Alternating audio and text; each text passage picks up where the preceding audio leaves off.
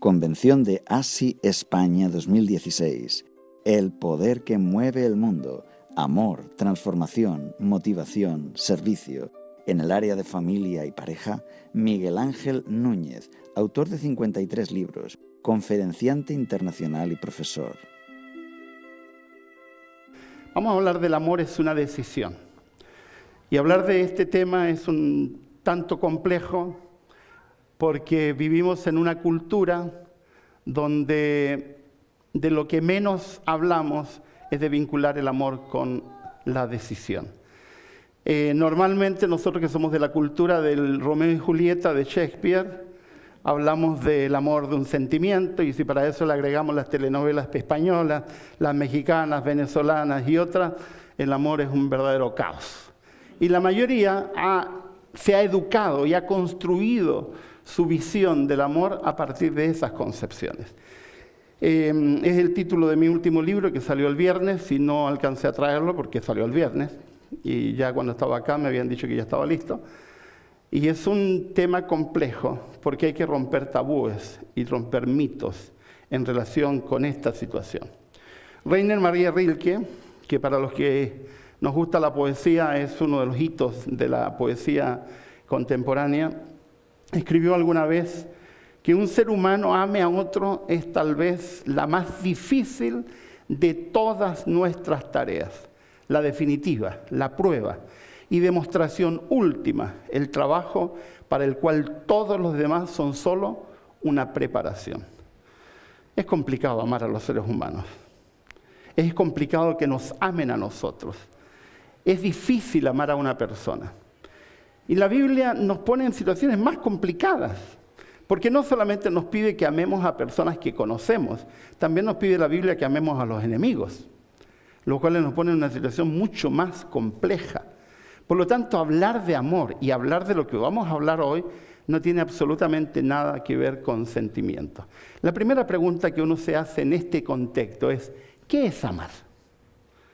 Y bueno, yo me he devanado la cabeza pensando en qué es amar porque hay tantas respuestas, tantas diferencias que uno se confunde.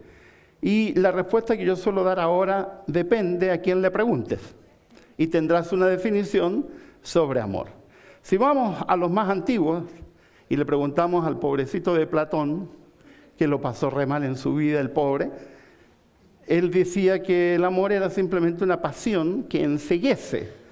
El amor te enceguece, no puedes ver nada. Y de ahí viene la idea que todavía transmitimos nosotros de que el amor es ciego. Y decimos, el pobrecito que se enamoró, le cayó un ladrillo en la cabeza y se quedó aturdido. Y dejó de ver. Y no ve nada, solo hasta cuando se casa. Cuando casa empieza a ver todo. El mejor óptico es el matrimonio. La gente ve lo que antes no veía y se arrepiente de no haber visto antes. Después Rousseau, que escribió mucho sobre el tema, sentimiento que provoca tu perdición. Y él fue muy coherente con esto, porque él decidió no amar.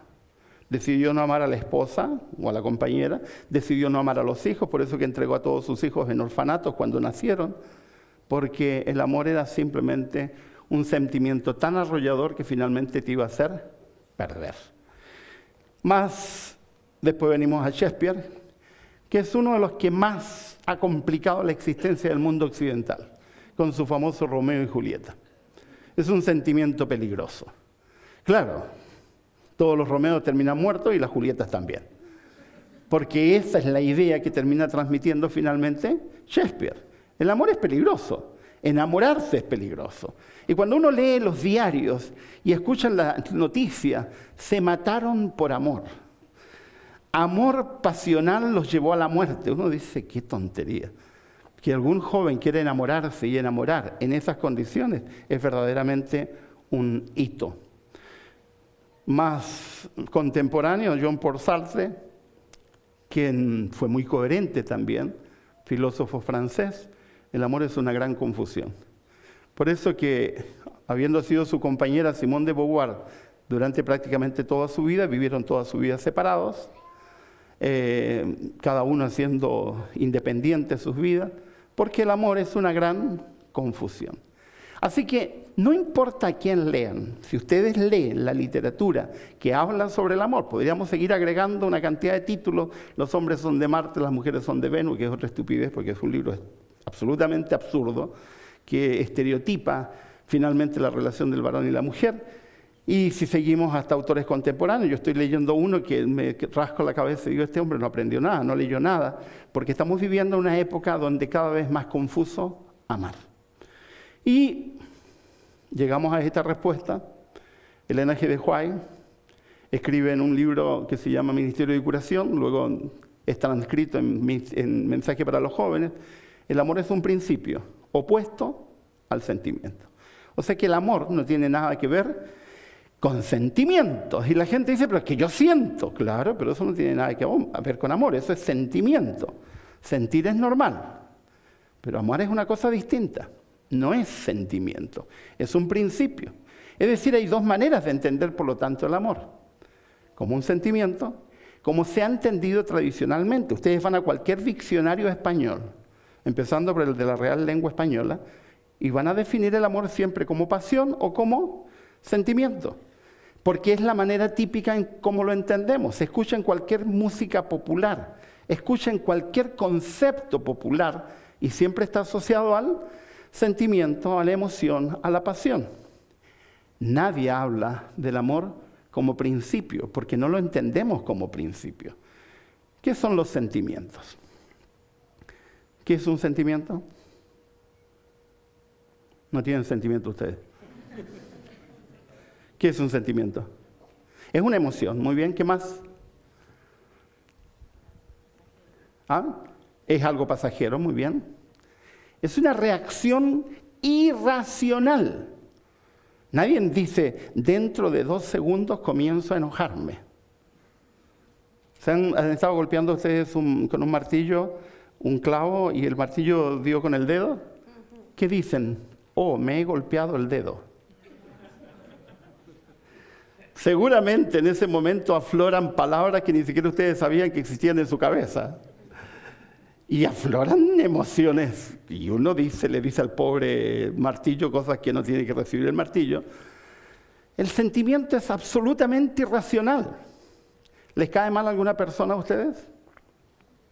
¿Nadie? Ustedes son excepcionales. Son extraterrestres. A mí me caen mal algunas personas. Pero pregúntenme por qué. Muchas veces no tengo la más mínima idea y hay personas que me caen mal. Y le digo a Mary, esa persona no me gusta. Y me dice, ¿por qué? No tengo idea, pero no me gusta. ¿Es racional eso? No, si los sentimientos son irracionales. Nos enojamos por cosas que no tienen sentido. Nos alegramos por cosas que no tienen sentido. O sea, el sentimiento es irracional. Además de ser irracional, el sentimiento es pasajero. ¿Quién pensaría en una persona que se anda riendo todos los días y a cada rato? ¿Este tipo está loco o está entonado? Una de las dos. Porque lo normal es que las personas tengamos momentos de reflexión, momentos de alegría, momentos de tristeza. Cuando una persona está triste, ¿qué es lo normal? Que se le pase. Y si continúa mucho tiempo triste, ¿qué decimos nosotros? Está enfermo, tiene depresión. No es normal que una persona esté triste mucho tiempo. Lo normal es que esté triste y se le pase. Que la persona esté alegre y luego no esté alegre. Eso es normal, porque los sentimientos son pasajeros. Así que si el amor fuera un sentimiento, ¿qué seguridad tienen hoy día que los aman? ¿Qué tal si la esposa amaneció atravesada y dejó de amarlo? Porque amaneció atravesada, porque en media aparece atravesada de repente. Que tengo que andar en puntillas en casa porque ella es insoportable. Y yo también. Hay días que uno debería quedarse acostado y no le hacemos la vida mal a nadie. Porque hay días que ni nosotros nos aguantamos. ¿O me pasa solamente eso a mí? Ah, el problema soy yo, entonces me dice. Sí, usted no, mi amor, usted es espectacular. Los sentimientos no tienen nada que ver con la razón. El sentimiento es una emoción. Y el sentimiento es una emoción que viene por las circunstancias más azarosas que ni siquiera tú las puedes razonar. Cuando nosotros atendemos gente en la terapia, de pronto nos encontramos con gente que se molesta por cosas que a nosotros nos causan risa, pero a la persona a la cual le molesta no le causa risa. Es su vida, es algo importantísimo. O les da alegría cosas que a uno no les dan alegría. El otro día, Mary y yo reflexionábamos cuán dependientes nos hemos hecho del Internet. Bueno, Mary trabaja con Internet porque ella atiende online, pero tuvimos un día, casi 2 días sin Internet. ¡Qué alegría cuando apareció la señal de Internet! Es como que el día se iluminó. Y Mary y yo dijimos, ¿qué cosa? ¿Cómo estamos? ¿Cómo estamos en este momento? Porque nos hemos hecho dependientes de una situación que antiguamente no lo era. Así que si tuviéramos que definir el sentimiento, diríamos que el sentimiento viene, va, es irracional, es cambiante, no tiene una lógica que podamos explicarlo. Yo he leído un sinnúmero de libros sobre emoción y sentimiento y hay tantas teorías como sentimientos y emociones existen, porque en el final es una gran confusión.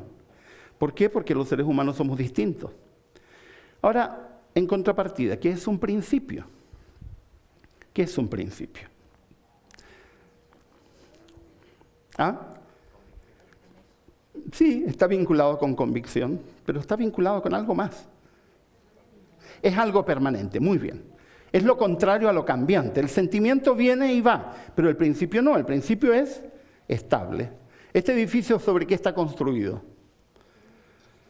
Sobre cimientos. ¿Y cómo saben? Porque se mantienen bien, muy bien, una respuesta muy inteligente, claro. Porque si no hubiera cimientos, este edificio hace rato se habría quebrado y se habría venido abajo. Lo primero que se construye son los cimientos. Yo soy de Chile y en Chile tenemos un serio problema. Nuestro país es sísmico. Cada 4 o 5 años tenemos un terremoto. Estamos acostumbrados a los terremotos. Yo veo a los extranjeros en Chile, cuando hay un movimiento, la gente mira a los extranjeros, porque los extranjeros se asustan, los chilenos seguimos andando, porque es parte de nuestra cotidianeidad tener temblores. Cuando uno construye, por eso es tan difícil construir iglesias en Chile, porque para construir edificios donde va a haber gente, las exigencias del Estado son muy altas. Y el 40% de la inversión de un edificio generalmente se va en los cimientos. Y es lo que no ves, pero es lo que está. Pero si no tienes buenos cimientos, cuando viene el temblor, ¿qué pasa? Todo se viene abajo. Entonces, vamos a decir que el principio es la base. Es sobre lo que se construye. Es algo permanente, algo que no está sujeto a la irracionalidad. Y en ese sentido, hablar de convicción relacionado con principio es correcto. No está sujeto a la irracionalidad. Es algo que es permanente, que se mantiene pese a las condiciones. Vamos a decir que el principio del amor se basa en la voluntad, que es distinto al sentimiento. El sentimiento viene y va y nosotros no sabemos por quiénes vienen y van, no tenemos idea por qué nos enojamos, no tenemos idea por qué nos ponemos contentos, podemos estar felices en un momento y llega alguien triste y nos entristecemos todos, o a la inversa, pasa lo mismo, por circunstancias que nosotros no logramos entender. No obstante, la voluntad es distinto. La voluntad tiene que ver con elección, con decisión, con ser capaz de mantenerme en algo porque lo elegí, porque lo decidí. Permítame contarle las historias de 2 personas.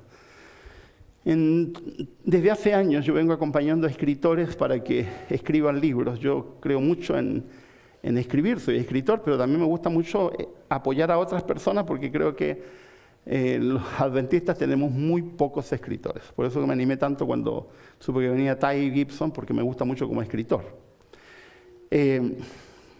Hace años, cuando salió la primera meditación matinal que yo escribí, recibí muchísimas cartas, y una carta que recibí fue muy amarga. Y la carta venía acompañada de un libro, y con la petición de que le criticara el libro. No solamente terminé criticando el libro, terminé editando el libro y el libro se publicó.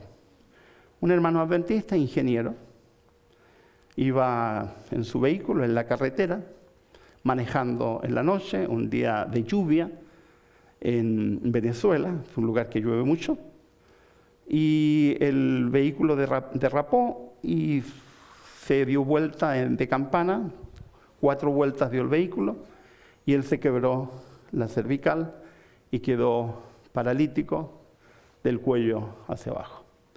solamente pudiendo mover la cabeza y nada más. Fue terrible, se le vino el mundo abajo.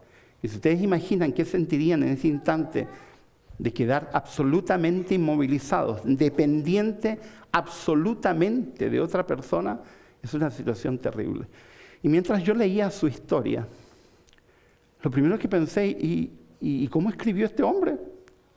Entonces le mando un mail y le digo, estoy leyendo tu historia, ¿cómo lo escribiste? ¿Le dictaste a alguien? No, me dijo, aprendí a escribir en computador utilizando un palillo que me pongo en la boca y diseñé una mesa especial que le pedí a una persona que me la hiciera y pongo el teclado y voy tecla por tecla tocándolo con un palillo. Y luego me dice a continuación, y además me he convertido en pintor. Ingeniero, ahora pintor. Y soy pintor de boca, así se llaman. Pone el pincel y pinta. Lo más dramático fue que a los 3 meses llega al hospital su esposa, también de la iglesia, con unos papeles, le hace poner su huella digital al papel y le dice, desde hoy ya no tienes esposa, me he divorciado de ti, no me casé para criar o para cuidar a un paralítico el resto de mi vida. Y él quedó en una situación tal de desamparo que terminó literalmente en la calle. Y en la calle lo recogió literalmente una señora evangélica que finalmente con la ayuda de otras personas se lo llevó a su casa. Y ella se ha convertido en su ángel de la guarda. Las condiciones cambiaron. Ítalo se ha convertido en escritor, en pintor, en inventor, porque es ingeniero. Él ha inventado la única silla de ruedas que existe en el mundo para parapléjicos, porque los parapléjicos no pueden estar en sillas normales, porque se les va el cuerpo hacia adelante. Entonces él inventó una silla un tanto distinta, parecía que la persona estuviera acostada, pero no está acostada, y que la patentó en Alemania, así que las únicas sillas que se venden en el mundo para parapléjicos son de él. Así que cualquier silla para parapléjico que se venda, él gana. Inventó un asunto especial para sus desechos biológicos, cosas que podía inventarlas solamente un ingeniero. Y todos los modelos se los hizo una persona que arregla bicicletas. Un hermano de iglesia que le ha ido ayudando y él le va dando instrucciones y dice, no, así no. Hay un hombre que tiene mucha paciencia, que va 30 veces hasta que logra hacer el modelo y él va haciendo sus inventos. Es el presidente de los minusválidos de todo Venezuela, que ha logrado que se hagan por lo menos 30 leyes en Venezuela gracias a sus intervenciones. Es un hombre muy conocido. El gobierno argentino hace 2 años le pagó un charter, porque no puede viajar en cualquier avión, para viajar desde Venezuela a Argentina a dar conferencias para minusválidos argentinos. Lo triste es la situación que ocurrió. Su esposa eligió, no me hago cargo. No estamos hablando de cualquier persona, estamos hablando de un médico, de una médico, traumatóloga. Yo no voy a hacer cargo de un... La historia al revés. Patricia, que es una amiga mutua, profesora de uno de nuestros colegios en Chile, fue a un paseo a la nieve con alumnos, y en el paseo en la nieve se les ocurrió tirarse por la montaña en neumáticos de vehículos, porque es muy interesante tirarse, si no miden las consecuencias. Y ella, junto con algunos alumnos, dijo, ya, tirémonos, y se tiraron, y se cayó, y nuevamente se quebró el cuello, y quedó paralítica, del cuello hacia abajo. Ella ha escrito 2 libros, yo le he ayudado a editar los 2. Un libro que se vende muchísimo en Panamá, que se llama Espinillas en el corazón, sobre adolescentes embarazadas. Ella sí puede usar las manos, así que ella puede teclear. Y un día le pregunto a Patricia, Patricia, ¿cómo has aguantado todos estos años? Ah, dice, por mi esposo. Si él no estuviera presente, mi vida sería un infierno. ¿Y por qué? Le digo. Bueno, porque mi esposo eligió quedarse conmigo. Porque él podría haberse ido. Porque le dijeron muchas veces que se fuera, empezando por su propia familia. ¿Cómo te vas a hacer cargo? No, él se quedó. Un día hablé con él por teléfono porque quería llamar a Patricia, estaba de paso por Chile y llamé y me atendió él. Y le hice la misma pregunta. Y él me dice, es que elegí amarla. Y cuando yo tomé la decisión de amarla, tomé la decisión de amarla en cualquier circunstancia. Y decidí quedarme. La misma situación. 2 personas, 4 personas involucradas, todos cristianos, todos amando al Señor, pero 2 de ellos eligieron diferente. Uno eligió amar y otro eligió no amar. Yo no estoy en los zapatos de las personas, no estoy tampoco para condenar, porque yo no estoy en la misma situación. Yo no sé cómo actuaría si a esta flaca le pasa lo mismo. Yo he elegido quedarme hasta acá. Pero es muy decidor entender que el amor no tiene nada que ver con sentimientos. El amor tiene que ver con decisiones, elecciones. Se elige amar. Yo decido amar. Tú decides amar. Cuando alguien dice, ay, es que yo me enamoré a primera vista, falso. Nadie se enamora a primera vista. Eso se llama estupidez a primera vista. Nadie se enamora a primera vista. Es otra cosa, que no tiene nada que ver con el amor. Tiene que ver con otros factores no reconocidos, pero que tiene que ver con factores que no tienen nada que ver con el amor. Se elige amar. A veces hacemos asociaciones que no sabemos cómo hacemos esas asociaciones, pero elegimos amar. Ahora el problema es, ¿cómo hacemos con estos versículos? Yo he traído 3. Este me ha dado muchos dolores de cabeza. Y no sé a ustedes, pero eso está en la Biblia. Y está escrito no en términos de sugerencias. Si ustedes leen la Biblia, está escrito en términos imperativos. No te está preguntando Jesucristo, si alguno de ustedes quiere, lo hace. No, te está diciendo, háganlo.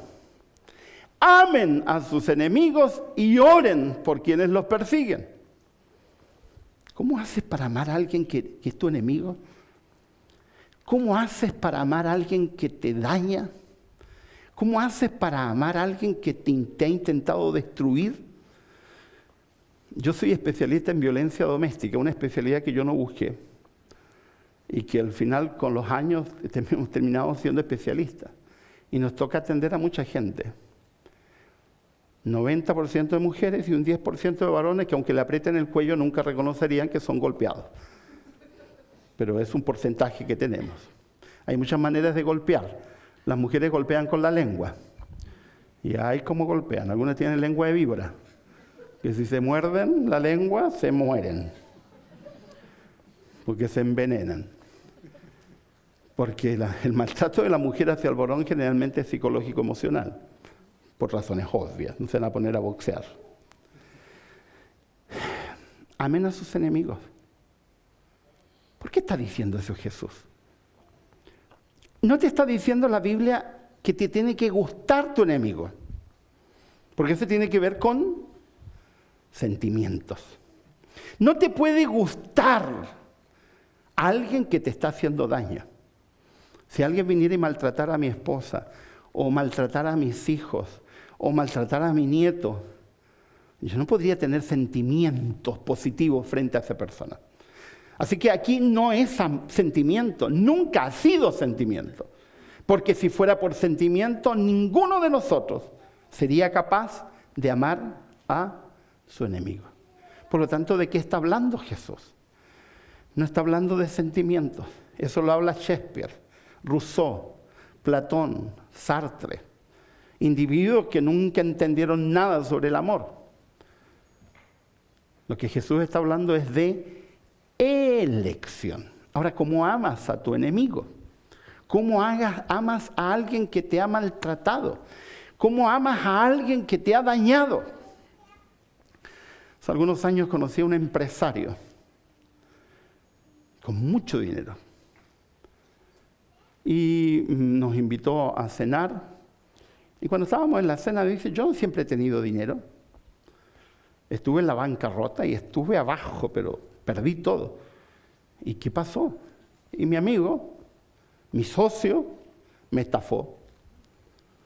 Y se llevó todo y me dejó con una mano adelante y otra atrás, y además me dejó con un montón de deudas, y él se fue con todo. ¿Y qué fue de tu amigo? ¿Vive cerca de mi casa? ¿Es tu amigo? No, ya no es mi amigo, pero no tengo rencor. ¿Y qué hiciste? Nada. Porque el problema lo tiene él, no lo tengo yo. Y dice, yo reconstruí y surgí. Y ahora mi amigo está en bancarrota. ¿Y qué has hecho? Nada. ¿Y si él viniera un día a pedirte algo, le ayudarías? Sí, me dice, porque el problema es de él, no es mío.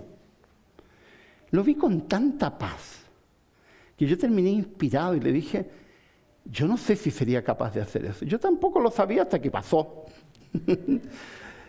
Pero yo vivo en paz.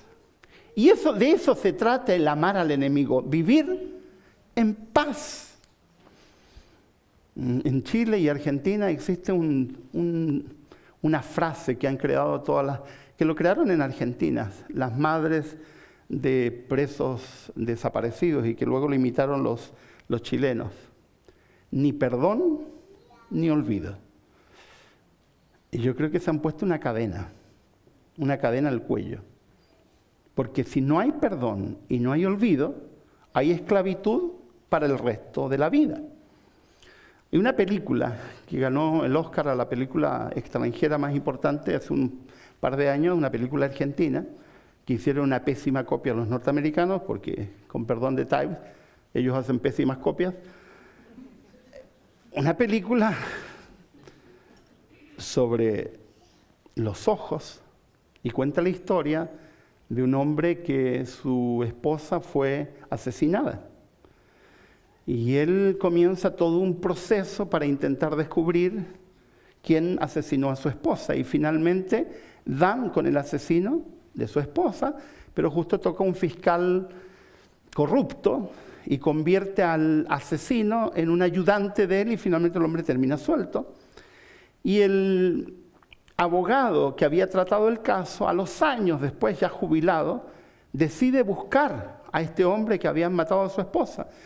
Y descubre que vive por allá, por un pueblo en Argentina, por ahí perdido, y que vive solo en el campo, y lo saluda, conversan, y se va. Pero algo le llama la atención. Deja el auto estacionado lejos y vuelve caminando. Y cuando vuelve caminando, entra a un lugar, porque lo va siguiendo, y se encuentra que este hombre tiene prisionero en su casa al asesino de su esposa. Entonces la lección de la película es: el hombre no se liberó nunca y se convirtió en esclavo del propio hombre que había matado a su esposa. Cuando tú no perdonas, no amas. Porque si hay amor, tiene que haber perdón. Pero la gente me dice, yo no lo perdono nunca. Entonces yo les digo a la gente, perdona aunque sea por egoísmo. Perdona por ti, para que te liberes, para que te sueltes, para que no vivas atado. Porque amor no tiene nada que ver con sentimientos. Es una elección. Yo elijo. ¿Qué elijo? Elijo no matarle al hijo si él ha matado a mi hijo. Elijo no maltratarlo si él me ha maltratado. Elijo no vengarme. Elijo no tratarlo de la misma forma como me ha tratado a mí. Porque eso es amar al enemigo. Eso es decidir amar, no sentir, no emocionarme. Ahora, Lucas lo pone más complicado. En realidad, Lucas complica varias cosas, porque entre paréntesis, como él hizo una investigación y los otros solamente escribieron de lo que escucharon algunas partes, pero Lucas investigó, entonces Lucas le va agregando cosas que los demás escritores del Nuevo Testamento no dicen. Dicen, amen a sus enemigos, pero él agrega dos cosas que los otros evangelios no dicen. No dice solamente aman a sus enemigos, dice háganles bien. Y luego, denles prestado sin esperar nada a cambio. ¿Es lógico eso? ¿Quién presta sin esperar nada a cambio? Para empezar, los bancos no. Pero nosotros no hacemos eso. Me fallaste una vez y se acabó. Nunca más. Y Lucas, y yo quiero tener en el cielo algunas conversaciones con Lucas, ¿de dónde sacó algunas cosas? Porque hay cosas, estudian alguna vez y comparen. Lucas agrega un montón de detalles que nadie más agrega. Háganles bien. ¿Qué es amar a tu enemigo? No le hagas mal. El apóstol Pablo lo dice de una forma ligeramente distinta. No paguen al mal con mal. Paguen con bien. Lo diríamos en castellano, diríamos, no pagues con la misma moneda. No devuelvas lo mismo. No respondas de la misma forma. Eso es amar. Pero para hacer eso, ¿qué es lo que hay que hacer? Hay que elegir. Hay que decidir. Yo me acuerdo de una parte de la película Gandhi. Yo vi como 4 o 5 veces esa película porque la hacía ver a mis alumnos de ética, porque hay cosas de ética ahí que son sorprendentes. Y hay una parte de la película donde de pronto se olvidan de la no violencia y un grupo de hindúes ataca a musulmanes y asesina a musulmanes. Y Gandhi comienza un ayuno hasta la muerte y empieza por su ayuno a lograr que la gente se pacifique. Y llega en el momento de la película un hombre a decirle a Gandhi lo arrepentido que está de haber asesinado a un musulmán. Entonces Gandhi le dice, asegúrate de adoptar a un niño, pero asegúrate de que ese niño sea musulmán y críalo como musulmán. Yo encontré tan inteligente para restaurar el que no respondas de la misma forma. Nosotros estamos acostumbrados a vivir en una sociedad donde nos enseñaron desde que éramos niños que no nos dejáramos. ¿Cuántas veces hemos tenido que discutir con padres que les dicen a sus hijos, si te pegan, pega? A ustedes nunca le dijeron eso. Si te pegan, pegan, que no te quedes. Si te dicen algo, responde, no te quedes callado. Y desde chiquititos los vamos criando, ¿en qué contexto? En el contexto de reacción. Y luego llegamos a la iglesia y dicen, amen a su enemigo. Sí, pero eso no se aplica a nosotros. Eso no es para nosotros. Ama a tu enemigo. Yo tengo enemigos. Y la Biblia me dice, ámalos. ¿Y cómo lo amo? No le pagues con la misma moneda. Y si puedes, ¿qué tienes que hacer? Hazles bien. Hazles bien. Y está hablando no de pasividad, está hablando de acción. Actúa, haz algo bueno por aquella persona que ha hecho algo malo contigo. Y denles prestado, sin esperar nada a cambio. El último versículo está en Juan 13:35.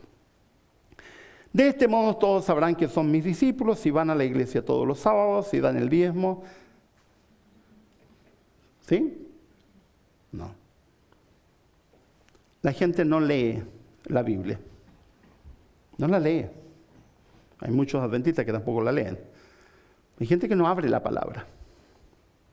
¿A quién ve? A nosotros. La gente no ve a Dios. Nosotros tampoco vemos a Dios. ¿A quién ve la gente? A nosotros. ¿Y qué está diciendo Jesús? La gente va a valorar lo que ustedes son por la relación que ustedes tienen entre ustedes. Y anoche conversábamos con Mary que muchas cosas que ha dicho Tai coincidimos porque de eso habla la palabra. Ya es que es difícil amar a algunos hermanos de iglesia. ¿O ustedes aman a todos los hermanos de iglesia? Hay algunos hermanos de iglesia que son un dolor de estómago. De verdad un dolor de estómago. Estuve en Bélgica hace unas semanas atrás dando una semana de oración y un hermano rumano que me encariñé mucho con él, no solamente porque tiene mi nombre, sino porque es un hombre muy simpático. Yo, con el perdón de los dos rumanos que están acá, eres un rumano atípico. Le dije, sí, pero me casé con una colombiana, me dice. Entonces me cambió, porque es muy flexible, muy risueño, muy atípico. Pero le sale y me dice, pero todo tiene su paciencia, su minuto. Yo le dije, la iglesia, usé la ilustración, la iglesia es un hospital, estamos todos enfermos. Sí, dice, pero hay unos que están enfermos 40 años. ¿Y qué hago con esas personas? Ámalo. ¿Quién más? Hay gente que no va a cambiar, hay algunos que hay que esperar que se mueran, porque ya no cambian ya. La Biblia te dice que los ames, como amas a tus hermanos. ¿Cómo amas a tus hermanos de iglesia? No podemos andar todos los días melosos y decir, ay hermano, te amo y te amo. No, de eso no está hablando la Biblia. Te está hablando de que seas coherente en tu vínculo con tus hermanos. Nosotros nos llamamos hermanos, no nos llamamos compadres ni nos llamamos vecinos, nos llamamos hermanos. Porque supuestamente somos parte de la misma familia. Nosotros como familia hemos tenido un solo accidente automovilístico en toda nuestra vida de automovilista. Y nuestros hijos estaban pequeños, veníamos cantando, veníamos gritando, porque Mary venía escuchando un partido de fútbol, obvio, y había metido Salas un gol, y venían gritando porque habías metido un gol, y de repente sentimos un golpe en la parte trasera de nuestra camioneta, y fue tan fuerte que yo golpeé al vehículo que iba adelante y el de adelante otro, y fue un choque múltiple de 5 vehículos. Y en un segundo te cambia la vida. Y en un segundo, nosotros súper nerviosos mirando a nuestros hijos si no les había pasado algo, y nos bajamos a duras penas porque las puertas quedaron abolladas. El auto más complicado fue el mío porque estaba chocado por ambos lados, por adelante y por atrás. Y nos bajamos y atender a los ancianos, porque era una pareja de ancianos que nos había chocado desde la parte de atrás. Estábamos cerca de una comisaría de carabineros, de policía, así que en 3 minutos estaba la policía. Y bueno, nos llevaron a todos los vehículos involucrados. Los vehículos tuvimos que sacarlos porque era una carretera, esperar que los sacaran, así que eran las 5 de la tarde, ese trámite nos llevó hasta acá prácticamente a las 10 de la noche. Pero en el intertanto, mientras nos tomaban la declaración, porque cuando hay ese tipo de cosas le toman la declaración a todos las personas involucradas. Yo le dije a Mary, voy a ir a hablar por teléfono a ver si hay alguna iglesia por aquí cerca que alguien nos pueda ayudar, porque estaba muy preocupado que ya no tenía camioneta, porque de alguna forma teníamos que salir. Y llamé por teléfono y efectivamente un pastor amigo era pastor de esa zona, pero no estaba. Y hablé con la esposa, pero la esposa me dijo, no te preocupes, yo voy a hacer algo. Y me devolví a la comisaría. Y cuando llegué a la comisaría, voy llegando y aparece un camión. Dice, ¿quién es Miguel Ángel Núñez? Y yo levanto la mano. Ah, te vengo a ayudar, me dijeron, porque tienes un accidente. ¿Y quién eres tú? Le dije, yo soy de la iglesia. Estamos conversando los dos y aparece un auto con 4 jóvenes. ¿Quién es Miguel Ángel Núñez? Somos de la iglesia, nos dijeron que había alguien aquí. Después apareció un vehículo con 2 personas. Y luego apareció un pastor que tenía idea que él estaba predicando en una parte, en un domingo, y le dijeron que yo había tenido un accidente, dejó la predicación, le dijo a los hermanos, quédense orando, voy a ayudar a alguien, y se fue, y llegó. Llegaron más o menos 15 personas. Y se formó todo un grupo, y algunos se preocuparon de los niños, 2 personas, el camionero y otros se pusieron a tratar de arreglar el vehículo, cambiaron las ruedas porque una se había reventado, para poder hacer que el vehículo de alguna manera pudiera circular. Y cuando me estoy yendo, porque ya nos habían tomado la declaración, se me acerca un policía y me dice, oye, ¿quién es usted? ¿Y por qué? Me dice, ¿y toda esta gente quiénes son? Son hermanos míos. ¿Tantos hermanos tienes? Claro, le dije, tengo muchos hermanos.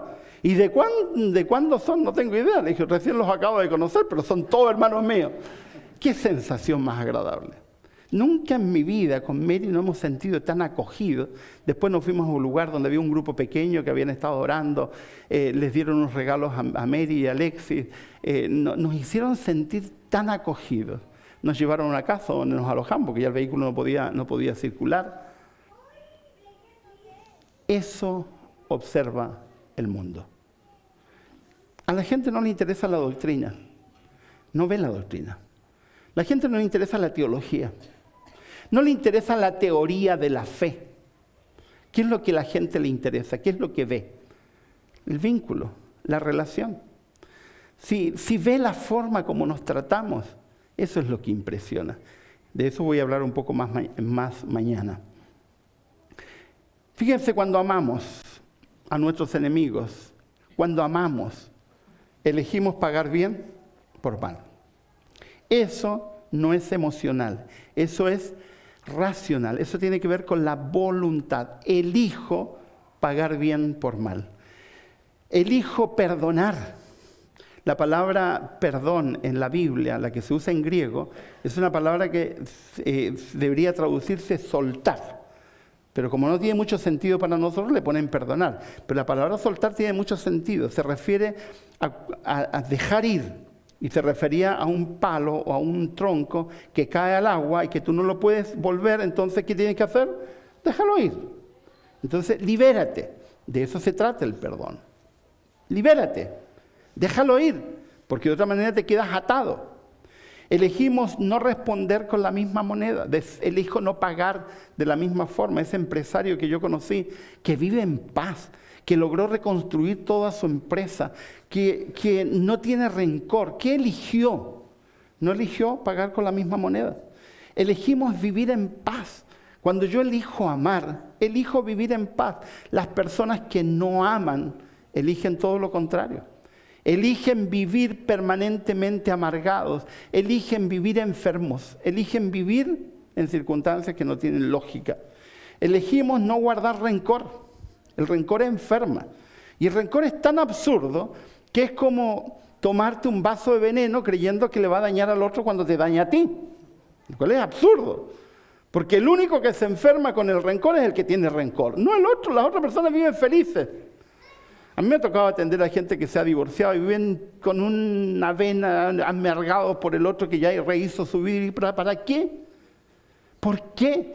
Tienes que dejar ir, porque si guardas rencor te enfermas. Elegimos amar. La conclusión final bíblica es: el amor no es un sentimiento. El amor es una decisión. Nosotros elegimos amar. El mundo te enseña que amar es sentir. La Biblia te enseña que amar es decidir, es elegir.